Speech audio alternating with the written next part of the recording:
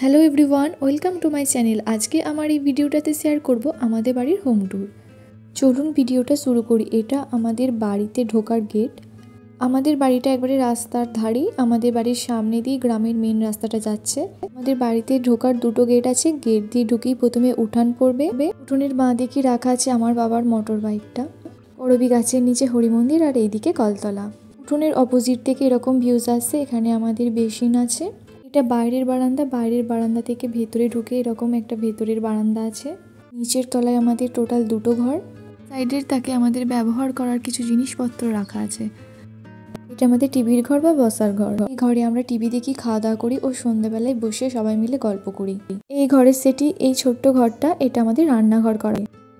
আগে এটা একটা গোডাউন ছিল। এখানে চাল, যন্ত্রপাতি, মেশিন ইত্যাদি রাখা হতো। পরে এটাকে ডেকোরেশন করে কিচেন রুম বানানো হয়েছে। কিচেন হিসেবে ব্যবহার করা হচ্ছিল প্রায় 7-8 বছর ধরে। টাইলস বসিয়ে নতুন করে করা হয়েছে 2 বছর আগে। রান্নাঘরের বাইরে দিয়ে রাস্তাটা দেখা যাচ্ছে। সবজি কাকু সবজি নিয়ে দাঁড়িয়ে আছে। এটা আমাদের নিচের তলার 2 নম্বর ঘরটা। এটা আমার ঘর। খাট, শোকেস এগুলো সবই আমার। ইউনিকর্ন দেওয়া জানালার পর্দাগুলো আমি খুব শখ করে কিনেছি। শোকেসের এই জায়গাটা আমি খুব সুন্দর করে সাজিয়ে রেখেছি। আর এখানে আমাদের 4 জনের ছবি আছে। ফ্রেম একটা ভেঙে গেছে বলে দিদির ছবিটা একটা অন্য ফ্রেমে লাগানো হয়েছে।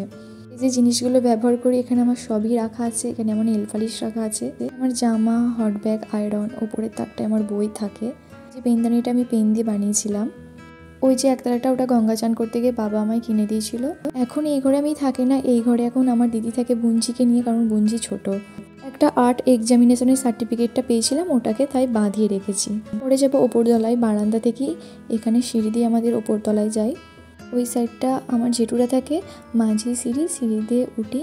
এখানে আবারও পড়বে একটা বড় হল বারান্দা। যে কাঠের চেয়ারগুলো দেখা যাচ্ছে এগুলো আমার খুবই পছন্দের, কিন্তু অনেক দিনের পুরনো, তাই এগুলো ভেঙে গেছে। এখানেই সাজিয়ে রেখে দিয়েছি। আমাদের 3টে ঘর, 2টো শোবার ঘর, একটা ঠাকুর ঘর। এখন আমরা যাচ্ছি ঠাকুর ঘরে। ঠাকুর ঘরটা ভালোভাবে গোছ করা নেই, তাও অল্প করে যতটুকু হয় শেয়ার করলাম। ঠাকুর ঘরের এই দিকে একটা ছোট্ট ব্যালকনি আছে। দক্ষিণ দিকের ব্যালকনি খুব সুন্দর হাওয়া দেয়। একবার দাঁড়ালেই এখানটা মন ভালো হয়ে যায়। গাছপালা আছে, তাই এই দিকের পরিবেশটা খুব ভালো লাগে।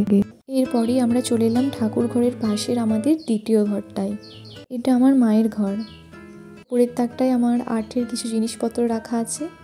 এখানে আমার মা, বাবা, দিদি ও দিদার কিছু ছবি রাখা আছে। এই যে পুরো ঘরটা উঠেই সামনের এখানটা আমাদের বারান্দা। এখানে আমাদের বাথরুম আছে। বারান্দার এই জায়গাটা আমি আর্টের কাজ করি।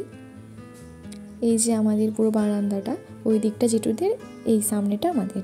এরপরে চলে যাচ্ছি ওপরতলায় আমাদের 3 নম্বর ঘরটায়। এই ঘরটা আমার দিদির ঘর। এই ঘরের খাট, শোকেস এগুলো আমার সবই দিদির। কিন্তু এখন এই ঘরে আমি থাকছি, কারণ নিচের ঘরে আমার দিদি থাকছে। চাই এখানে যা যা জিনিস দেখা যাচ্ছে সবই আমার দিদির। আমার দিদির ছবি, ফুলদানি, বই, পেন, শোপিস। তাহলে ভিডিও করি এই ঘরটায়, তাই ওখানে ক্লিপগুলো সব রাখা আছে। এখানটা আমার পড়ার টেবিল, বইপত্রগুলো রাখা আছে। মা লক্ষ্মী ও কৃষ্ণ ঠাকুরের ওই পিকচার দুটো দিদি বইমেলা থেকে কিনে এনেছিল, তাই ওর ঘরেই ও লাগিয়ে রেখেছে। মেলা দিয়ে বাইরে রাস্তার ভিউটা। এরপরে চলে যাচ্ছি ছাদে। ছাদে যাওয়ার সিঁড়িটাও মিডিলই আছে। চলে এলাম ছাদে। ছাদে উঠেই দেখি মা এখানে নতুন শাড়িগুলো রোদে দিয়েছে, কারণ ভাদ্র মাসে আমাদের গ্রাম বাংলায় নতুন শাড়ি রোদে দেওয়া হয়। ভাদ্র মাসে শাড়ি রোদে দিলে নাকি শাড়িগুলো ভালো থাকে এবং পোকায় কাটে না, তার জন্য রোদে দেওয়া হয়। শীতের সময় ছাদের ওই কর্নার জায়গাটাতেই আমরা সবাই বেশি সময় কাটাই। আমাদের বাড়ির সামনেই জাগ্রত মা কালী ও মহাদেবের মন্দির আছে। পাঁচিলের এধারে যে ছোট ঘর আর খামারটা দেখা যাচ্ছে, ওটা আমাদেরই। ছাদ থেকে এটা আমাদের বাড়ির পাশের ভিউটা।